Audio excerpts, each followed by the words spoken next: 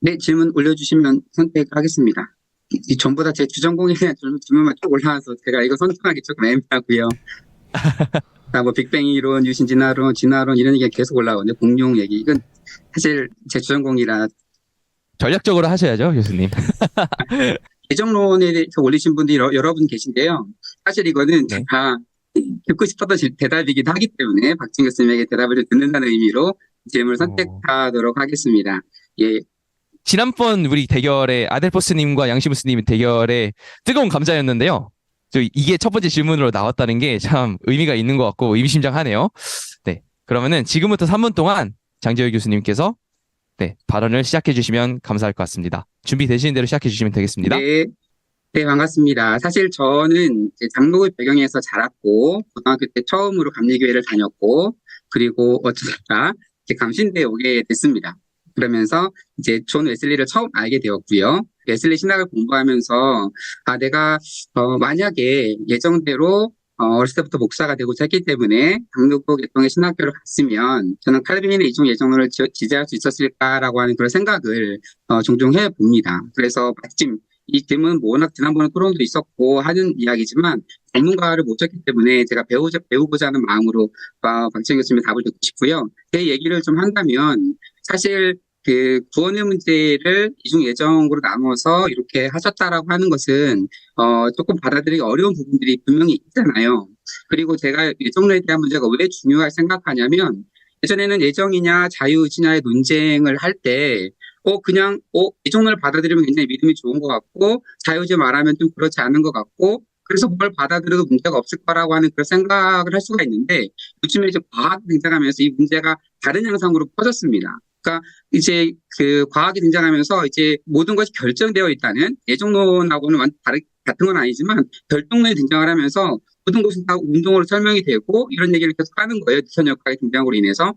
그렇다 보면서 물론 양자역학이 등장하고 그 이후에 지금은 이제 뭐 뇌과학도 혹은 뇌과학도 결국 대부분들이 다 뇌라고 하는 것도 다 전기 자극이고 어떤 뇌 작용에 의해서 운영되는 그래서 다 결정적으로 세계관이다라고 하는 그런 주장들을 하고 있습니다. 물론 뇌에서 양자역학을 말하는 뭐 로저 펜로즈 같은 학자들도 있긴 하지만 그래서 지금 과학계에서는 모든 것이 결정됐다는 식으로 계속 가고 있어요. 그런데 아니다. 모든 게 과학적 원리로 결정된 것이 아니라 우리가 의지를 가지고 뭔가 의미 있는 일을 해 가야 된다라고 계속 주장을 하려면 여기서 자유의지가 굉장히 중요한 부분을 등장을 합니다. 그래서 우리가 당연히 자유의지가 있어야지 뭐 선교의 문제라든지 그런 많은 이야기들을 이어갈 수 있을 것 같고 특별히 감리교 전통에서 존 웨슬리는 아주 잘 아시겠지만 이중 예정을 강하게 비판했잖아요. 그렇게 할 경우에 선교에 대한 무용론부터 해서 많은 물론 거기에 대한 반박도 있겠지만 그걸 굉장히 강하게 얘기를 하면서 이제 차라리 예정에 대해서 알지 못하면 모른다고 하지 그것을 그렇게 강하게 얘기할 수는 없다라고 하고 성경을 놓고 판단한다면 성경에 당연히 예정론을 암시하는 듯한 구절이 몇 개 구절이 있지만 그건 아주 일부이고 성경 전체를 봤을 때는 예수님께서 이렇게 해라 저렇게 해라 이 모든 것들은 사실 예정을 완전히 이중 예정을 받아들인 다음에 이해할 수 없는 부분들이 많이 있어서 저는 그 이중 예정 물론 우리가 지난 다음에 하나님께서 이렇게 인도하셨다는 예정 정도는 신앙적으로 고백할 수 있지만 미래가 완전히 정해져 있다는 이중 예정이나 이런 것들은 받아들일 수 없다 이렇게 생각을 합니다. 네, 그럼 박재현 교수님 바로 발언 시작해 주시면 감사하겠습니다. 네, 예종론은 사실 논리적인 접근을 하면 안 된다고 믿습니다. 아까 우리 장 교수님 말씀하실 때 양자 역학, 과학 얘기, 뭐 인간의 자유의지 이런 얘기를 했어요. 물론 이제 논리적인 접근이죠. 하지만 저는 예종론은 논리의 영역이 아니라고 믿습니다. 왜냐하면 예종론은 논리의 영역이 아니라 신앙의 영역입니다. 즉, 하나님이 누구신가를 믿는 거예요. 하나님은 모든 걸 다 전지적으로 아시죠. 아심에 근거하여 모든 것을 작정하고 계획합니다. 그것이 하나님이에요. 그 전지와 그 모든 하나님의 전능성은 하나님의 무한함에 근거합니다. 제가 왜 예정을 받냐면 저는 논리적이기 때문에 받는 게 아니에요. 오히려 더 논리적이지 않을 수 있고 양자역학, 자유의지에 과학적으로 봤을 때 더 말이 안 되는 말일 수 있겠죠. 하지만 저는 예정을 받는 이유는 성경에 분명히 나타나 있는 것은 분명하고 두 번째는 바로 하나님이 누구신가를 저는 믿고 싶을 뿐이에요. 하나님은 모든 것을 작정하시고 모든 것을 계획하시기 때문에 저는 그분을 이해하기 위해서 예정론을 믿는 것이 아니라 그분을 찬양하기 위해 믿는 것입니다.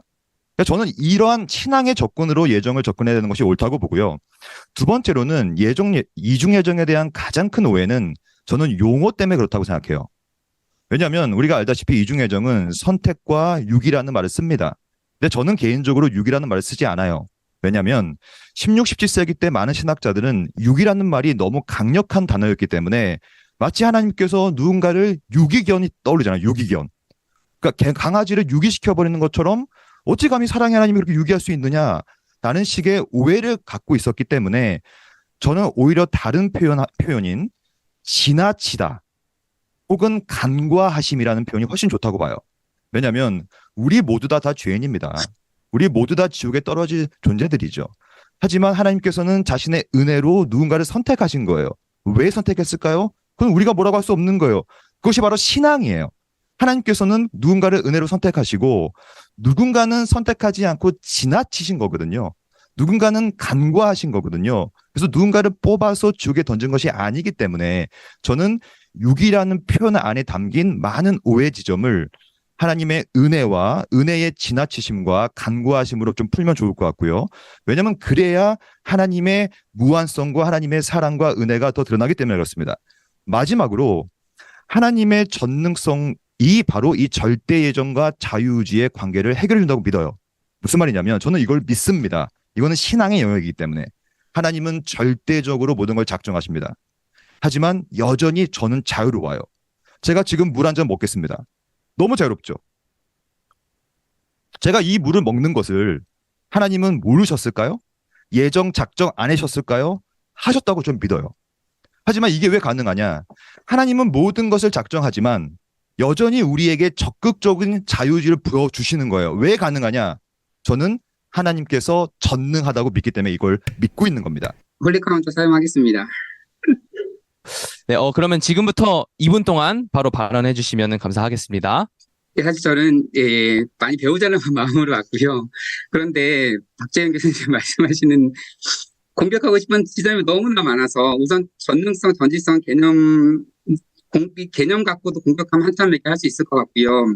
그리고 지금 그냥 신비로 받아들이거나 신앙으로 취한다라고 하면서 하나님은 다 알고 있다라고 하는 그런 것들이 대체적으로 굉장히 모순이 되는데 이거는 그러면 어떤 얘기까지 가냐면 사실 내가 지금 물을 마시고 있지만 하나님이 그걸 다 알고 계셨다라고 하는 것은 그것은 그러면 내가 나쁜 일을 할 때에도 모든 악이나 이런 것도 다 정당화됩니다. 그러면 사실 내가 나쁜 일을 했지만 하나님 그걸 알고 있는 것이고 그리고 이제 육이라는 표현을 용어만 바꿨을 뿐이지 하나님은 그렇게 그러면 지나치셨는가에 대한 질문은 여전히 남는 거고요.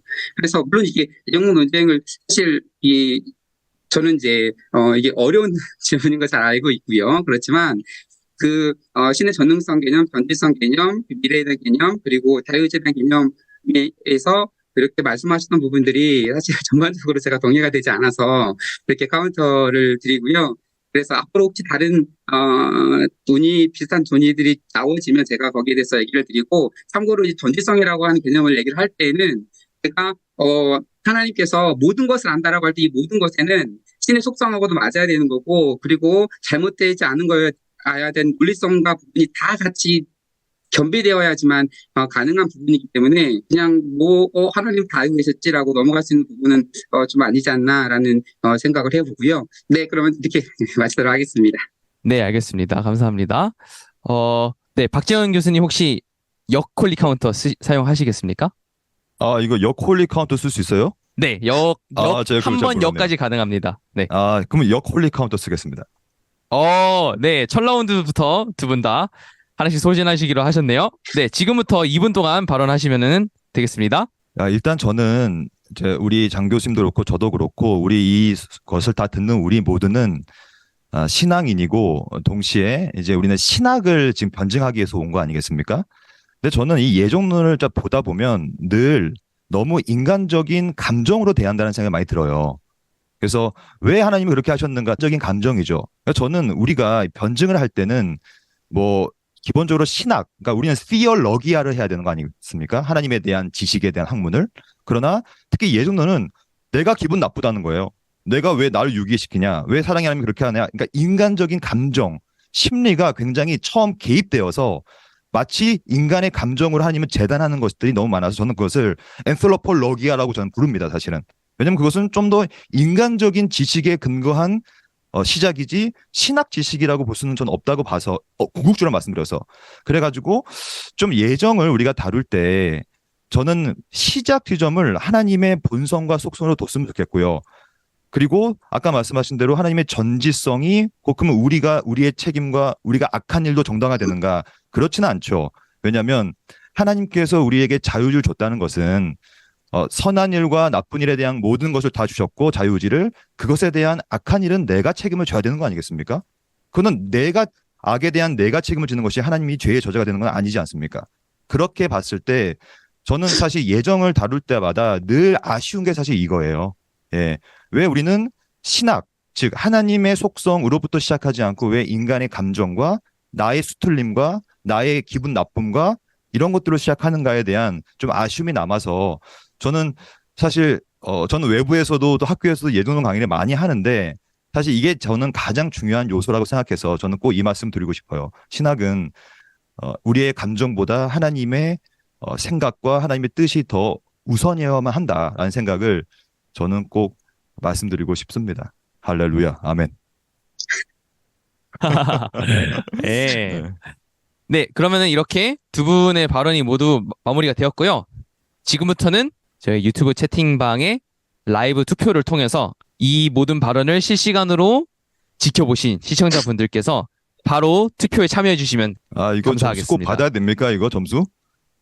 네. 이거 교수님, 참 이거, 네. 교수님들의 제자분들께서 이 모든 혹독한 실현과 이 연단의 과정을 통과하셨습니다. 네. 네, 알겠습니다. 네. 지금 투표 마무리해 주시면 감사하겠습니다. 네. 1라운드 승자는 박재은 교수님께서 58%, 장재호 교수님께서 42% 가시면서 박재은 교수님께서 승리를 거두셨습니다. 참, 이거 너무 잔인한 거 아니에요, 이거? 괜찮습니다. 네. 이거 잔인 그 자체인데, 이거. 죄송합니다. 예. 저희 방송이 괜히 홀리 컴뱃이 아닙니다, 교수님. 그렇네요. 예. 네.